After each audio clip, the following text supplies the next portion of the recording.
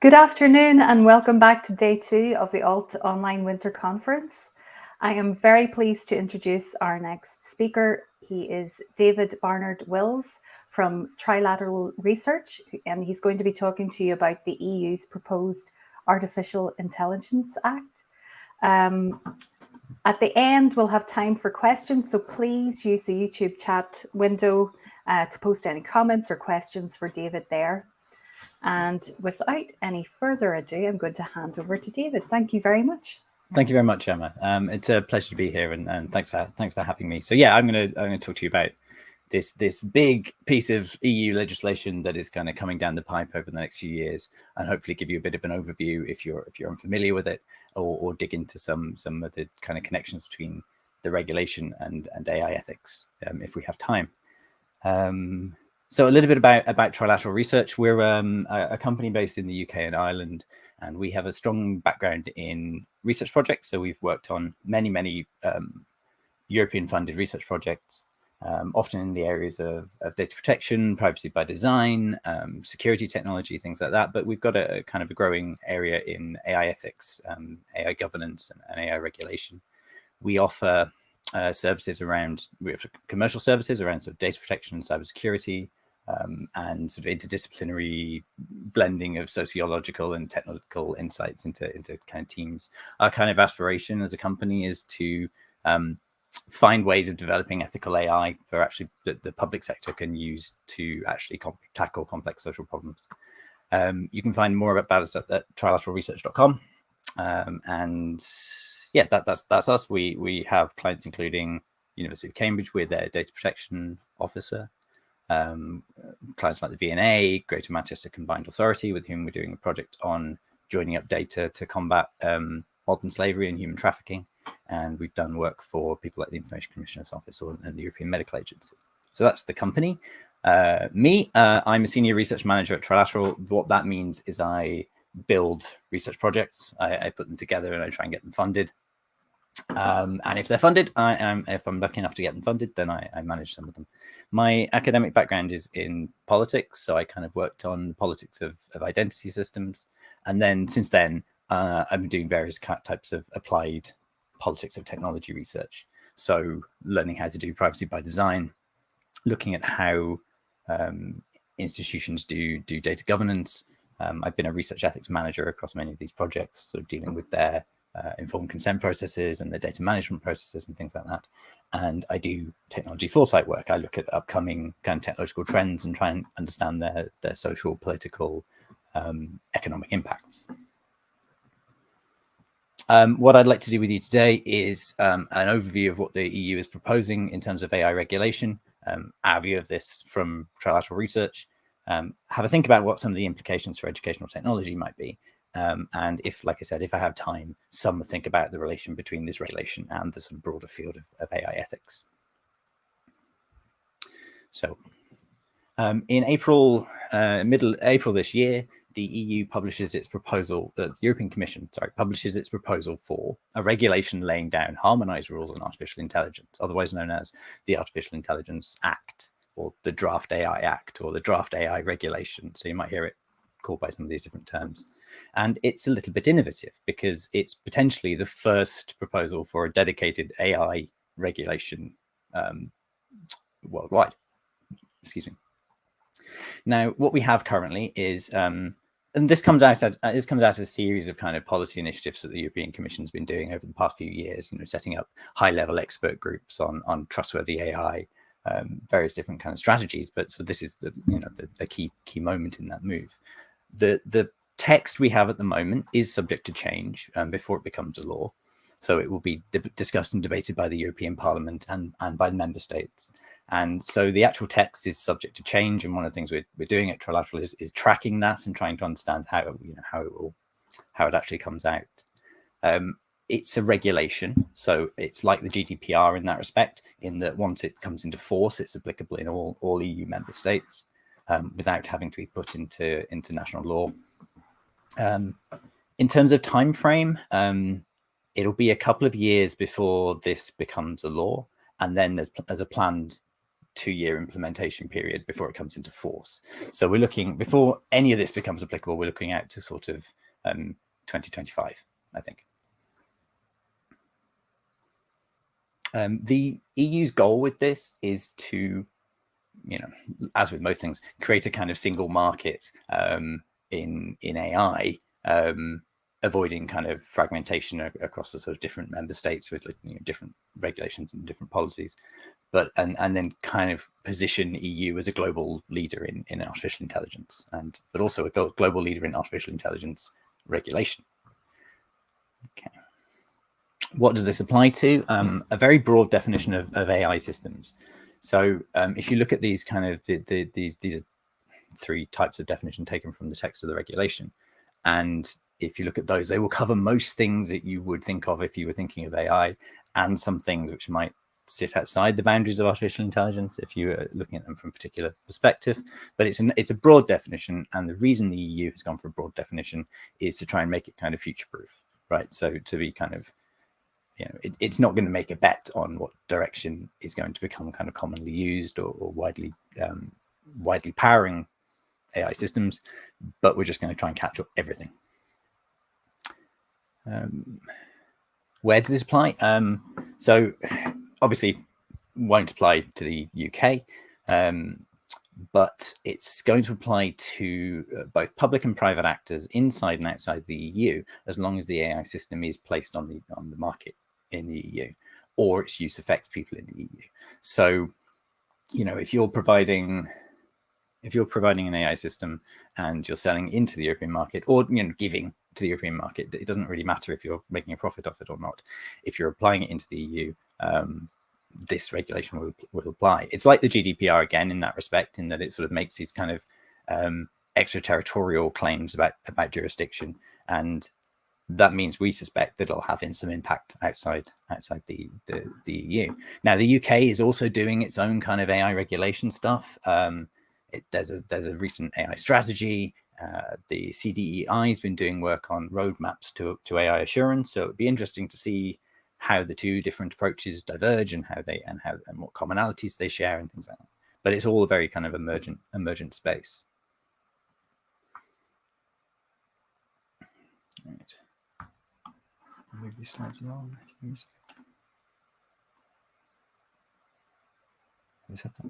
Yes, and it's going to concern you if you're a provider, a developer, an importer, a distributor, or a user of AI systems. It doesn't apply to private users. So if you're building, if you build your own AI to do some process for you, then that won't count. And it doesn't cover research. At least not explicitly. So it's very much about that sort of application, to kind of putting things onto the marketplace. So one of the key things the regulation proposes is to chunk AI systems up into 4 different categories based on the risk they pose to fundamental rights and to safety. This is kind of, I think the thinking here is previous machine learning systems, data systems, statistical processor have shown us the flaws when they've gone wrong, the kind of the high profile mistakes in this have shown us that kind of certain areas are just inherently more risky than others and require more kind of attention from a regulation. So if I start at the opposite end here, if I start with the minimal risk AI, these are things that basically fall out of scope of the regulation. They're things like artificial intelligence used in computer games or spam filters. These are sort of areas where there's really, really no risk to rights and safety. In the case of those, the developers of those can choose to apply requirements from the regulation or adopt voluntary codes of conduct, or they could just not. Stepping up from those are AI systems that are seen as having low or limited risks. So these are things like chatbots, artificial image generate or video generation, so deepfakes, or systems that use kind of emotion recognition when they're interacting with a person. The only requirement the regulation would place on these is transparency. So you'd have to know that you're talking to a chatbot. So that Google example of an AI assistant that can book booked a hairdresser's appointment using natural language, that would have to say it was an AI assistant within the EU. The next category, and this is the one that the regulation kind of deals with the most, are what are seen as categories of AI systems that pose high risks to fundamental rights and safety. So for these, there'll be a set of mandatory requirements on these systems before they can be put onto the market or into service. Now, there's a kind of a general catch-all category of high risk, but there's a list provided in Annex 3 of the regulation, which specifically spells out 10 or 11 categories that we are going to inherently be high risk. Now, for our purposes here, I think it's worth saying that education is one of those categories because of the potential impact on people's kind of, life progression and the effects it can have on them. And the sort of the sensitivity of the data sources involved in that. So essentially any machine learning system using AI is going to count as high risk.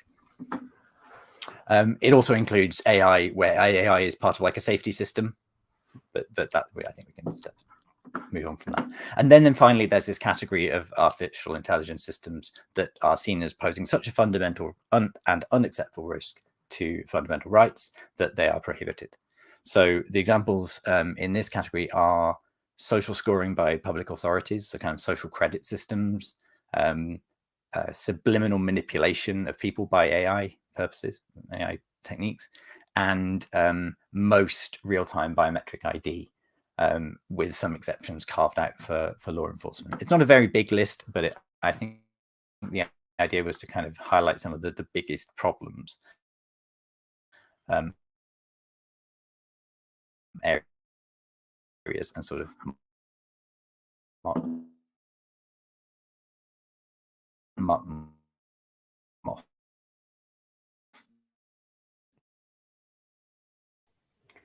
Hi, David. We're having some problems with your sound. It seems to have frozen. I don't know if you can hear me at the moment.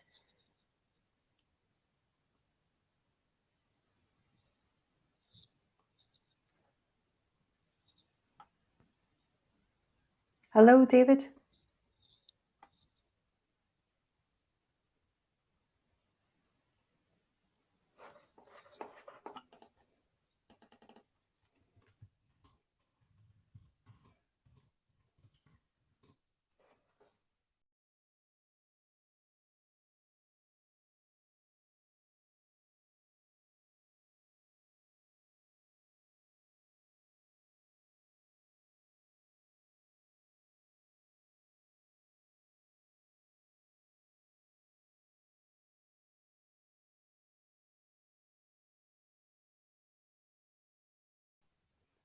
Hi, everyone. Sorry, we seem to have lost David for a little while. I think he might have been having problems with his connection. I'm going to email him and just make sure that he can get back in.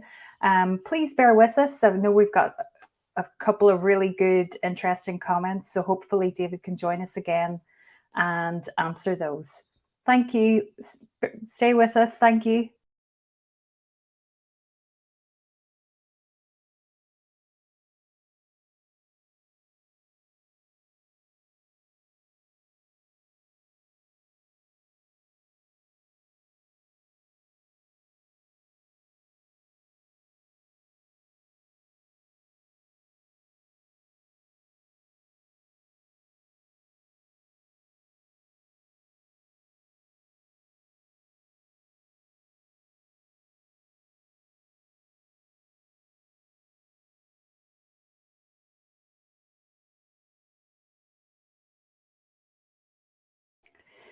Hi, everyone. Just hopefully we can get David back.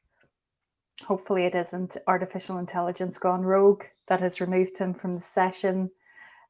Hang on for a moment or two longer. Hopefully we can get him back. Okay. Thank you so much for your patience.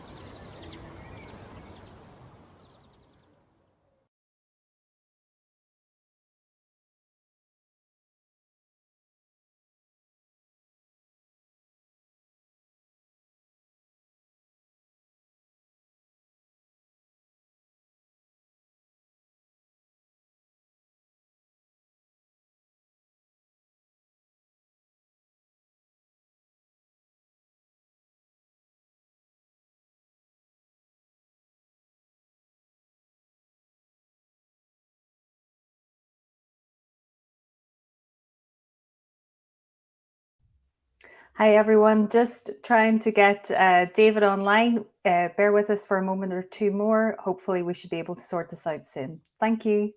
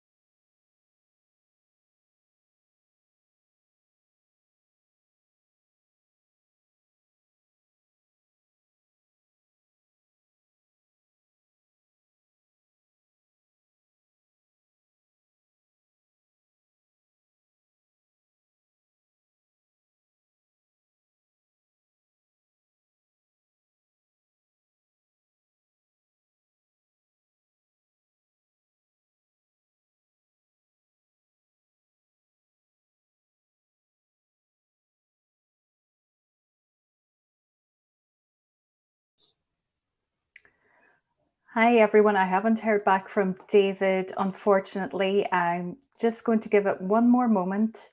Hopefully, he'll be able to rejoin us. But if not, I'll come back on in a minute or two and just check, talk about maybe alternatives.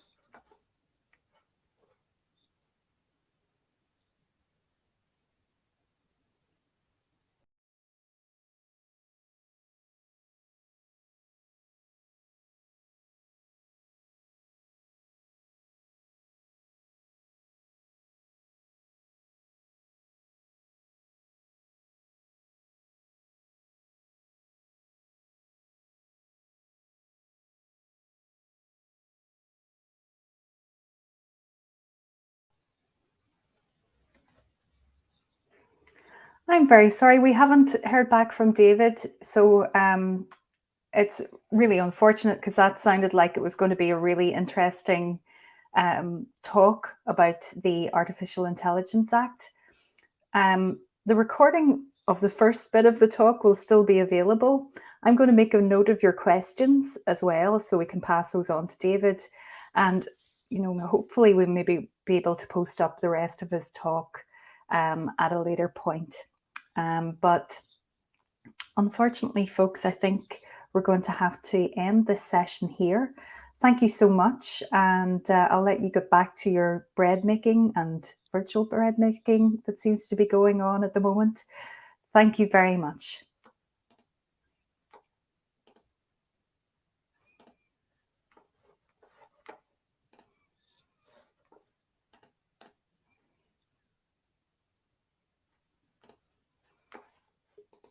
Oh, wait. We've got someone back. Hi, David. Hey, hello. I've had a horrible computer crash, Oh, so no.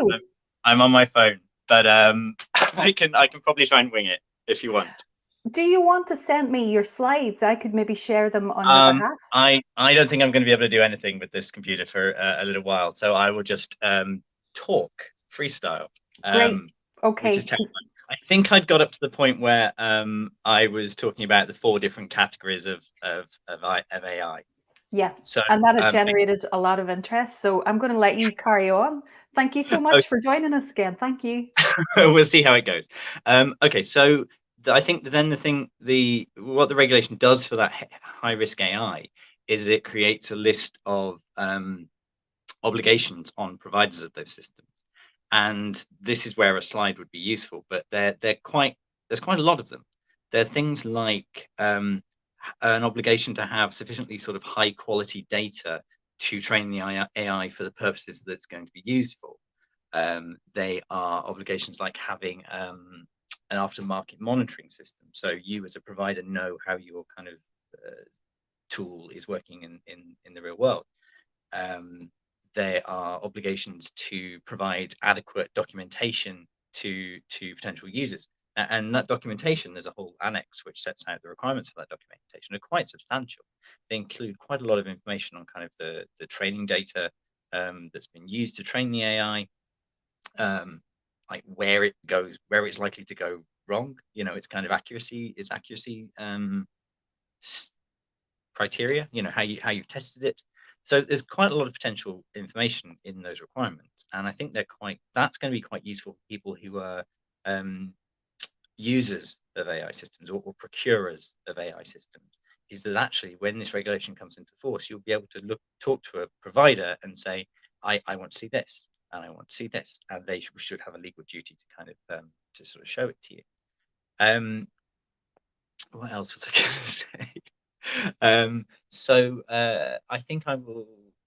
There are some obligations on users of AI systems in this regulation. They're not as onerous as the obligations on the providers, but they are things like using the AI system for the purposes for which it was intended, following the instructions, reporting any malfunctions or serious errors back to the provider, and using the information provided by the provider to do a data protection impact assessment as under the GDPR. I think I would skip ahead to some of the kind of our take on this, which is that we are quite glad to see, you know, as a company that's involved in kind of ethical tech development, we're quite glad to see these issues being put on a kind of regulatory footing. We've been recommending some of the things that are in that list of requirements for high risk AI to our partners and our clients for some years now. So things around, you know, being as transparent as possible, adequate documentation, being quite clear about the accuracy and the confidence of your system, knowing when it fails and how.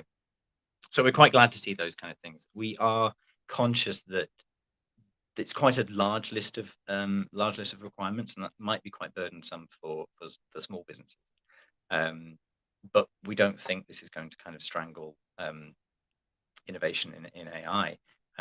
Rather, it's a piece of regulation where the intent is to, you know, there's one thing to have AI when it's kind of a fun tool or a fun app or you know, an experiment or something social. But when you're building those technologies into the fundamental fabrics of society, if you're putting it into critical infrastructure, if you're putting it into educational institutions, then, you know, it has to meet a certain standard of quality and reliability. It's worth the red lines could have been harder, right? The red lines around kind of the types of AI that are prohibited are quite sort of, there's not very many types of AI that are prohibited. The exceptions for law enforcement activity are quite broad. What else is interesting? I think it's interesting to think this isn't really. I'm going to talk about this in terms of AI ethics. It's got a relationship to AI ethics, but it is a regulation. It is law. They do different things. We have different purposes for them, and neither can replace each other. What this is very much about is not an AI ethics regulation, but an AI sort of safety regulation. And that's the language the European Union is using language around safety, trustworthiness. The regulation is going to be very strongly linked to standardization processes. So it's about this idea of kind of reliability and rigor rather than it is about sort of AI ethics. Now there's overlap, of course, but it doesn't touch on issues like you know, what are appropriate problems to use AI on? What are the broader social cultural impacts of using AI in lots of different kind of critical social infrastructure? It doesn't touch on the ethics of being an AI developer or, you know, as a professional person deploying AI. It doesn't touch on any of that kind of stuff, and it doesn't touch on anything about you know, the makeup of the industry developing AI, who's included in that and who has access to that. It doesn't touch on any of those kind of areas. It's got this focus on reliability and trustworthiness, and kind of if you buy an AI product to do something, it should do that thing, and you should have confidence that it does that. And it largely uses that through the mechanism of kind of transparency. One couple of important other innovations are that it proposes some new regulatory authorities. So there'll be these national supervisory authorities. Now they could be existing organizations with new powers, or they could be entirely new organizations. So it'll be interesting to see how those emerge. they will have powers of kind of market. They'll have a market surveillance role to kind of try and understand how AI is being used in their country, and they will have powers to take AI systems off the market if they're sort of egregiously breaking these laws. The Act gives these organizations the power to access documentation and data necessary to do their enforcement role. So that could be quite impactful. And the fines, that's probably of interest to people. The fines haven't been agreed or haven't been confirmed yet, sort of, for different violations of the law, but they're going to be in the GDPR ballpark. Without my slides, I don't know what else I can say. So maybe it would be good to kind of, if we go to some questions, if there are any questions. And Yep. Oh, David, we've lost you again. Oh no.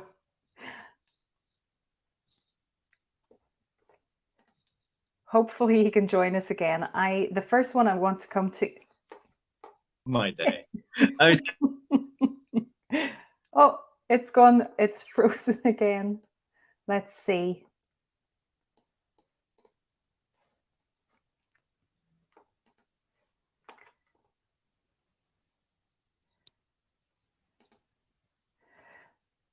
Hopefully we'll get David back to answer some of the questions. It seems to have frozen at the moment.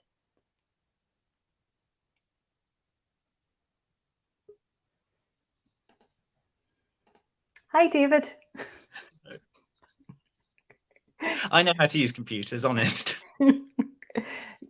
While you were away, there was some chat in the comments about this being some kind of malicious AI attack that was taking you offline. I'm getting basilisked from the future. Yeah, absolutely.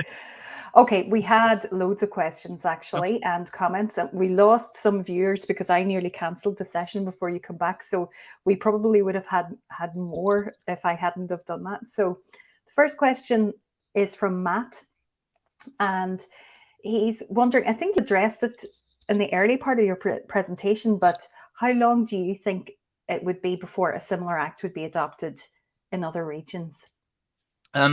So if I was to use the GDPR as an example, that did become a model for various different kind of data protection regulations around the world. So it got some traction in the Far East, and it's the legislation that California has kind of progressing through has quite a strong sort of parallel. So it'd be interesting to see like how it works. The UK is sort of doing its own thing.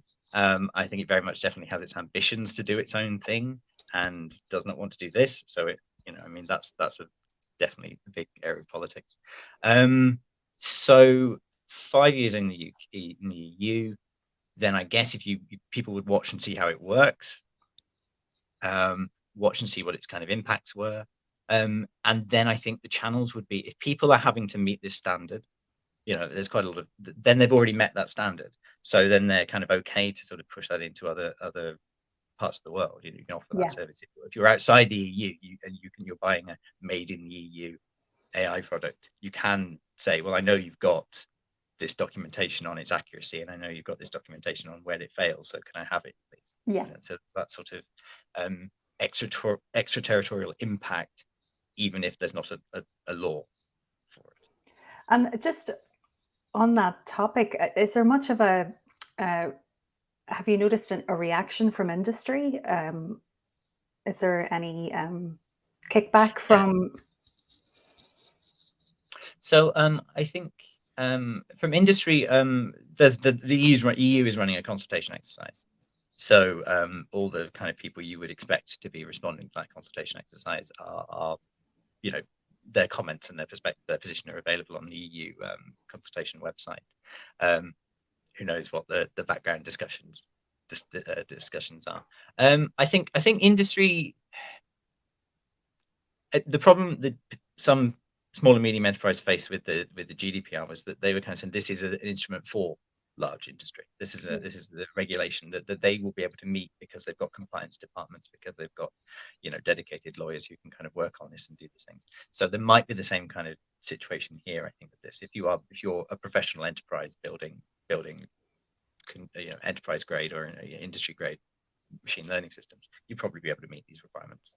I mean, I would hope you would. I think the challenge will be for the smaller companies and or university departments or things like that. We have another question.